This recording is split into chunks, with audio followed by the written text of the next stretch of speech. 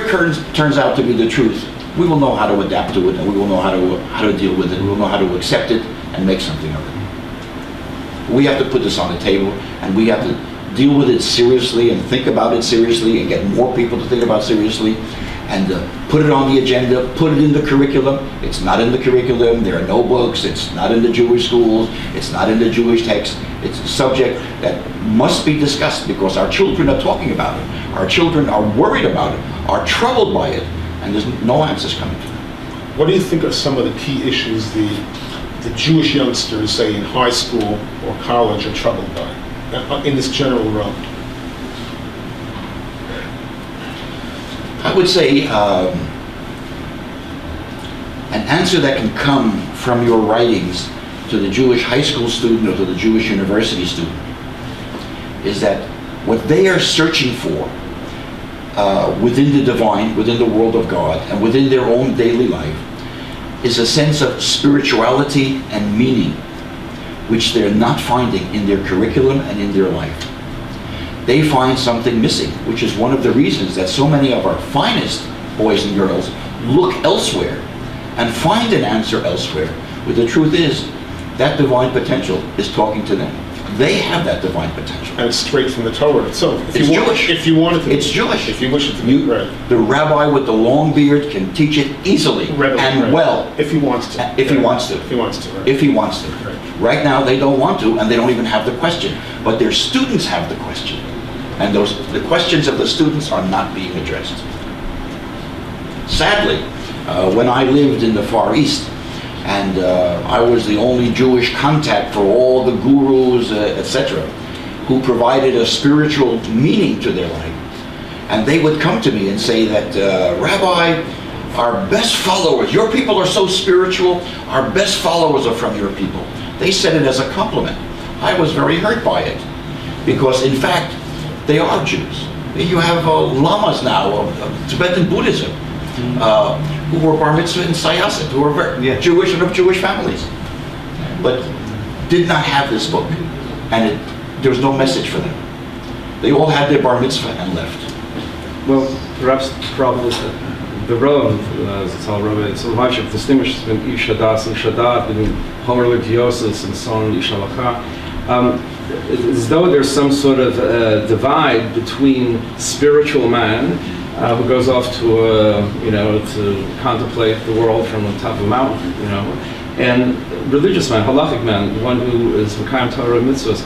I think the problem in contemporary education in yeshivas is that somehow that spirituality that's supposed to derive from fulfilling commandments and is missing. Is missing. That's what's missing. It's not that there needs to be a special emphasis on spirituality. Spirituality has to be tied to the performance of the various mitzvahs which we're obligated to fulfill. It's easily there. Right. We also have a mystical tradition that we don't talk about. Right.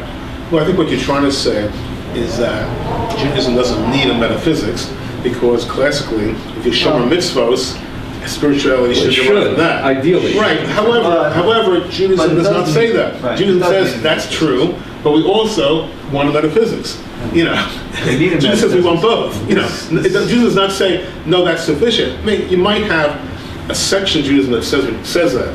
It should all derive from the shomer mitzvah, observe a mitzvah properly. Everything should flow from that. But no, I disagree with you. I'm just suggesting that the idea of separating out the notion of spirituality is something that is very attractive. Everyone wants to have this metaphysical, this otherworldly experience. It's not Judaism. The spirituality has to be bound, earth-bound, and within the context of... Well, this Summa Metaphysica binds it to the mitzvah very directly. It binds kosher directly to quest for potential. It binds many of the mitzvahs very directly to this. But the metaphysics cannot apply just to Orthodox Jews. Metaphysics has to also apply universally. It's universal. And this metaphysics is proposed to work universally. It works for the young boys in Cheder, if the Rabbi wants it to, and it works for the agnostic in Timbuktu. So that's the finesse here, that it does purport to dance at both weddings. And it's a tightrope finesse, but I believe it works. Right. This reminds me of a famous joke. Actually, it's a cartoon from many, many years ago. These two women are sitting in shul on Yom Kippur, and one of them is reading a book. It's not a Jewish book. It's something a missionary on the street gave her, and she said, one woman who's reading the book says to the other, "Those Christians, they have these lovely things called Psalms. How come we don't have them?" Fair enough. Which is to say, in essence, I think we need both the spirituality and the grounding in halakha. I mean, you know, this was the goal of the Musar movement. Correct. Was to try to bring the spirituality with the halachic observance and with the rigorous yeshiva type orientations. When you speak of Rabbi Soloveitchik, he was also involved with existentialism. Absolutely. So existentialism is not pure rationalism, you know. But everything that he took from the secular world, he was able to place within the context of halakhic Judaism, where he saw that there was a commonality, or it was not a violation of any basic principle. And people say to me, well, you presented this metaphysics, Maimonides, the Rambam presented his metaphysics. What do you say to that? I say to that, and I'll ask you, if Maimonides read the work, I think he might say maybe. I don't think he would say no. I don't think Maimonides was exposed to this level, to these concepts. And had he been exposed, I believe he might have beat me to the punch. That's my conjecture. I would say this: Right. I can't see a circumstance under which Rambam would have said absolutely no, unequivocally to anything of a philosophical bent. Whether he would have said yes, you're right, or whatnot, that I can't say. That's conjecture. But his open-mindedness, his statement even that, I believe it's in Guide for the Perplexed, that if he actually believed in Briat HaOlam Yesh Mi Yesh, that is, creation of the world from primordial material to something else, he could work it into the first 3 verses of the book of Genesis. In other words, he was sufficiently open-minded that he would be willing to take even that Aristotelian concept, which is totally antithetical to everything Judaism stands for, or at least, purports to stand for in terms of cosmology. Jewish cosmology traditionally is Bria Yesh Me'ayin, Ex nihilo. Ex nihilo. Creation from nothingness. From nothingness. Right. But he said, nevertheless, if he really believed that it was so, he would be able to work Aristotle's position in. His guide to the perplexed is for the perplexed of his day. Right, exactly. He doesn't write 800 years forward or 800 years backwards. Right. And it's like the grandchildren of Rashi writing that if Rashi would have known what we know, he would have perhaps, he would have used the more current information. I think if we were to guess what the Rambam would do with this material, I think he would read it seriously and he would say it has potential. It has a quest for potential. Right. And the Rambam stands a giant, towering giant today. And remember, in his day, he was somewhat of a pariah. He was excommunicated, banned, whatnot, and took hundreds of But he years. passed the test of time. He passed the test of time. Well, I suspect if you were here today to be a Rabbi at YU, not the Rosh Hashiva at Torah V'das. Right, but be that as it may, you must understand that if you ask this random high school student about the Rambam, Rabbi Tokayer is alluding to, he would not jump up and down for joy. The Rambam has no meaning. It's not speaking his language. It's simply not speaking his language. It's not singing the right thing. It's a different age. It's just not working for him. No one's yelling about anthropomorphism. Right. So dealing with different questions. So the Rambam may have stood the test of time, may be a towering figure, but it doesn't work in contemporary times for those not wedded to the Orthodox Jewish establishment as part of the establishment. Yes, it works for the rabbinics who are wedded to the establishment and who go with the program. But beyond that, it doesn't really have any resonance, nor do you even hear about it at all. It almost never comes up to that extent. It's not even disagreed with. It just doesn't come up. Yeah, I don't know many of the more narrow narrowly focused yeshivas that are teaching philosophy of any sort. So Also not, It's not in the curriculum. also true.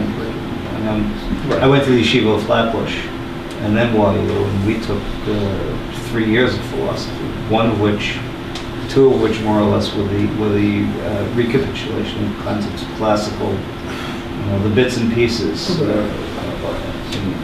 Third year was more of an attempt to grapple with exactly what Rabbi Tokayer was saying, that high school students have questions, and how do we frame that within a Jewish context. I think the other issue, of course, is that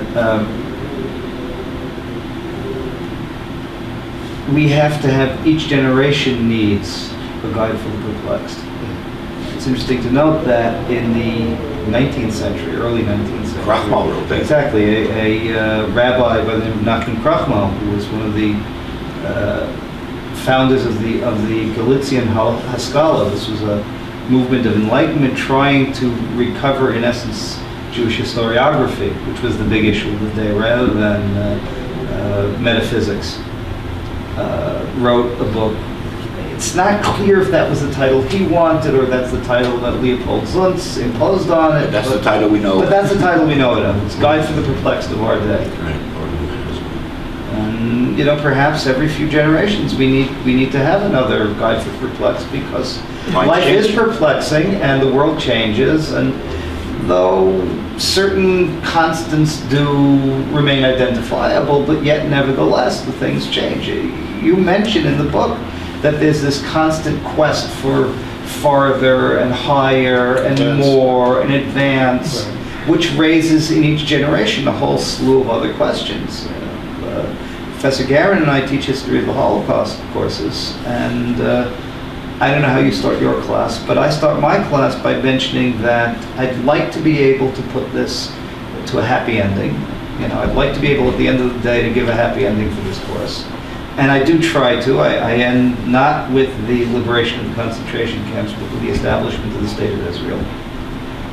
That said, I also tell the students, however, note that humanity has this amazing ability to walk along the path of knowledge, trip over some essential truth, the ultimate truth of the universe, and then pick itself up, dust itself off, and walk on obliviously.